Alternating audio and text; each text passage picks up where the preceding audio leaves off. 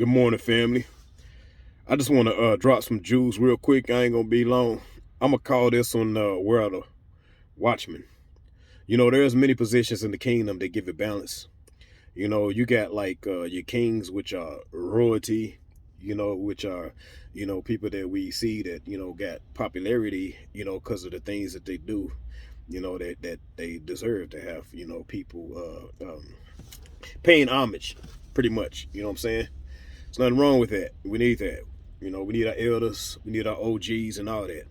Then you had your court gestures. You need people, what I'm saying, that they like to joke and do theatrical things, and that's a part of healing. That's necessary. You know what I mean? It's the same way with the gladiators, They're a form of the athletic, community, people that, give us also a form of entertainment to get us away from our everyday, stressing life. So we need a release. It's necessary. So not taking nothing away from that. But there's one element, there's one position that their stage, their platform is not used to receive any type of gratification or hand claps or applause. And that is the watchman, because they're on the outside. See, none of these other things will exist without the watchmen, because they are the ones that look, see, and warn the village of what's coming. So with that being said, let me sum this up. What we need more than anything at this time is a discerning spirit of discernment, because of so many things going on. People are not questioning, and there is a character in the Bible that seminary school has taught, people to call him Doubting Thomas. The Bible didn't call him that. They said he doubted, but he doubted for a reason. Let me bring you up to speed. In John 20, key word, he was not with the disciples when Jesus had came back after his death, and the disciples came to him and said, "We seen Jesus." And Thomas was like, "I'm not just gonna take your word for it. I got to see for myself." So he went with them. He seen Jesus. He said, "Let me see for myself. Let me touch the wounds and stick my hand here, because the Jesus I know was wounded." So he needed his experiences. Same way we need our experiences with Christ, not just believing just because somebody said so. Because if you just believe because somebody says so without actual experiences, you have no evidence. So when the trials and tribulations come, what are you going to hold on to? Even when you see things not going your way, you need experience. You need something. You need some foundation. So let me sum this up. So he believed after he touched the wounds and stuff.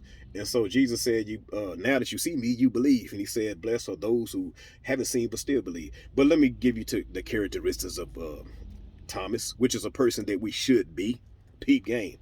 There's a passage in John 14 where Thomas had asked Jesus a simple question. He said, "We supposed to be rolling with you, right? But where are we going?" So that was the right question. Jesus didn't stop and say, "Why do you ask me this question? How dare you?" No, he asked the question. He said, "I'm the truth, the way, and the life." And so without him asking that question, you wouldn't even have it in scripture. He was necessary. That's why he put him in this camp. That's why he put him in this clique. That's why he put him in this discipleship, which means discipline. And also in John 11, let me tell you something about his character, Thomas' character. Jesus is getting ready to go to the hood, and he already had a bounty on his head. And all the other disciples were scared. They were scared. It's like, if we go there, you gonna die, we gonna die. But Thomas is like, you know what? So what? Hey, if you go there, we can die together. So he was a ride or die type of dude. What brought him to that type of spirit is that he asked the right questions. He was ready to ride and die with Jesus while everybody else was scared. You know what I mean? So, and check us out. There's a passage when Jesus himself said it's going to be a lot of stuff that's going on in the world. And there's going to be times where Jesus himself said, they're going to say, "Jesus is over here. Do not believe it." Jesus himself said, "Doubt it." So we got to try the spirit by the spirit to see if it's real. You know what I'm saying? Jesus never told us to not question things.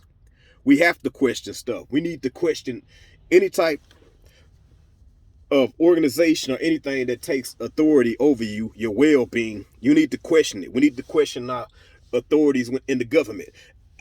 Question your church. question your church leaders. You know, this, if you can't question them, then you need not to follow.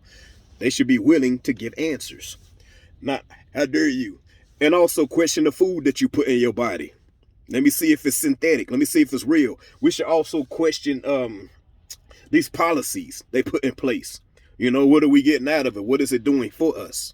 You know, it's nothing wrong with asking questions. The only dumb question is not the one that you don't ask.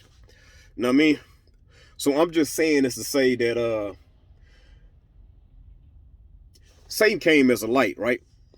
He could transform himself into a light. And we got to be aware of that. We have to have a spirit of discernment. It's kind of like, you know, you got these bugs that's getting zapped by these lights because they're attracted to it. They didn't question it to see what type of light is this. So we got to question things, man. And it's not to go away from the faith. No, it's so you can be standing on the foundation of the faith and no one can take that from you. This Watchmen stuff, this kingdom vision. I'm out. I do this because I love you. Have a blessed day.